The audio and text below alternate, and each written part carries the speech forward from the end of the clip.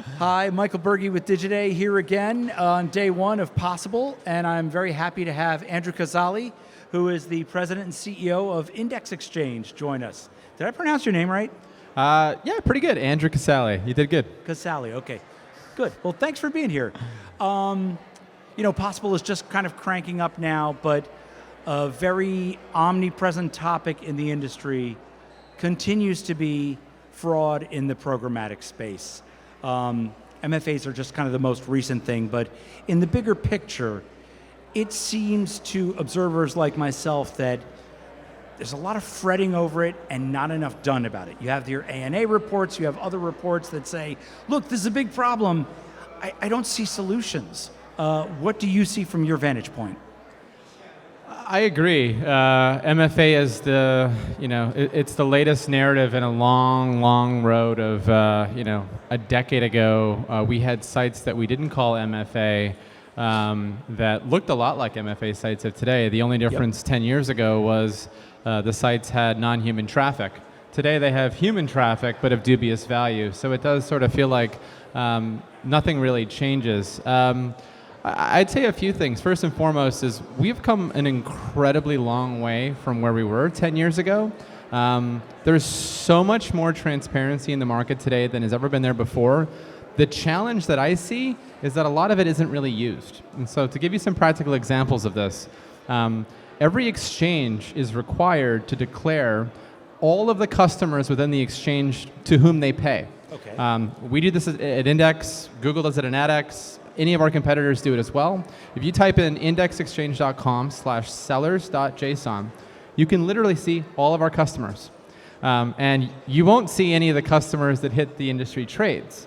However, if you do that same check with a few of our peers, you will see those names. What I think is not being done is there's not enough companies that are actually leveraging the tools available to actually start to discover where the money is going. Right. 10 years ago, this was all obfuscated, but today it is not. So I'd actually argue we're in a great position to go one step farther. I just don't see as much motivation. And so then if you get into, well, why is that happening? Unfortunately, some people fall back on KPIs. Yep. And sometimes it's all too easy to allow the KPI to drive the bus. And some can argue that some of these sites are driving KPIs. We don't agree with it at Index, but that's part of the why behind transparency that is available is not even being leveraged to solve this problem fundamentally. So to put you a little bit on the spot, Yeah. is it the agencies that are kind of like saying, oh, well, if we're hitting the KPIs, it's good? Is it the brands themselves? Who's accepting KPIs that might be of dubious value as, okay, we got done what we needed to do? Look, I think it's the age-old. As soon as you assign a metric and you make it a goal, ad tech has this wonderful apparatus around it that rallies to hit that goal. So who assigns the metric? It can be self-assigned. Ad tech is really good at coming up with metrics that we sell. Yes. Certainly brands can come up with metrics that matter to their businesses or the agencies on their recommendation. I don't think there's any one party.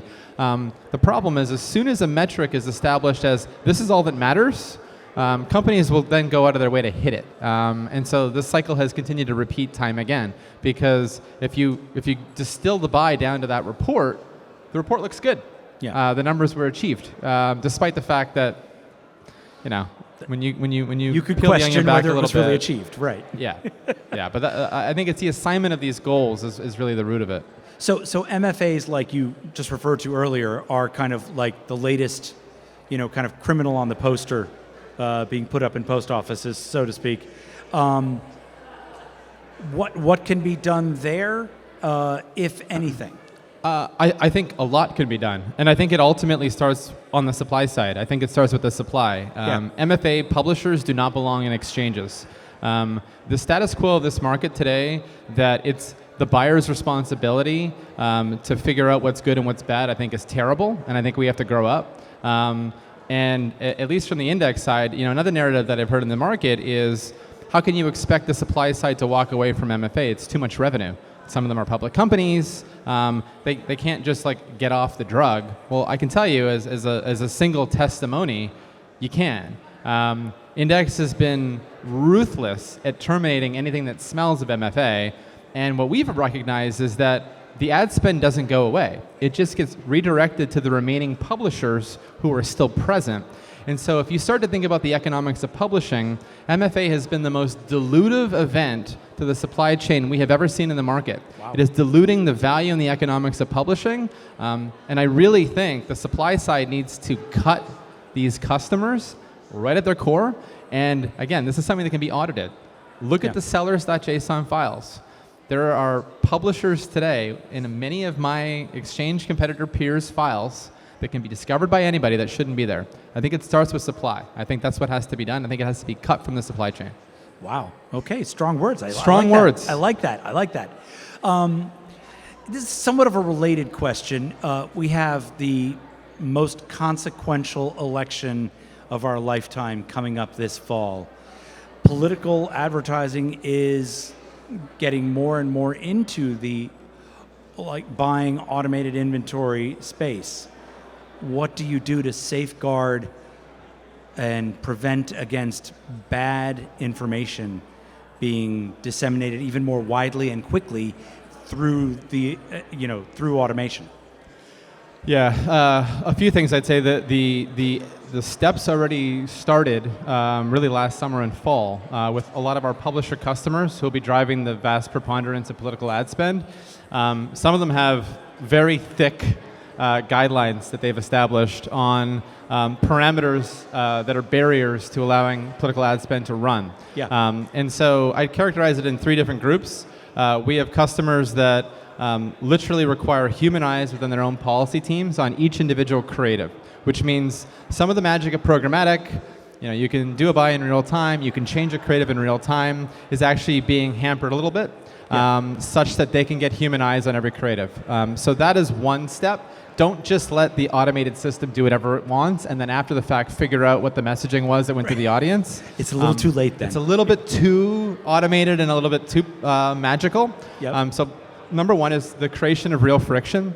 And number two, a lot of those guidelines that I mentioned have actually been impressed upon us to turn into more taxonomization so that as our own, because Index also screens every creative that runs through the exchange, as our own team screens creative, we're doing it in accordance with policies that publishers have already established. Okay. So that we're grading it and we're organizing it in a way that's very transparent and is not just, this gigantic pipe of money that everyone is happy to take that nobody really knows what's going on within. So it's way more transparent as a result. Finally, there is a camp of publisher that's not running any political ads at all. And so we also have customers that their mandate is just block it all. And so there's three different camps. But a lot of this work, it's not happening now or it's not happening soon. This started last summer, last fall in anticipation of an absolute tsunami of ad spend. And people are talking $10, $11 billion are coming in a tiny span of time. So a lot of prep to address the exact concern that you just articulated. And undeniably, this is going to be, I believe, a programmatic election. Like there's going to be so much ad spend that comes into this channel and then it'll be gone in a blink. It's a little mind-boggling when you think about it. Well, thank you. Great answers. Thanks for your time. Andrew Casale, President and CEO of Index Exchange. Thank you.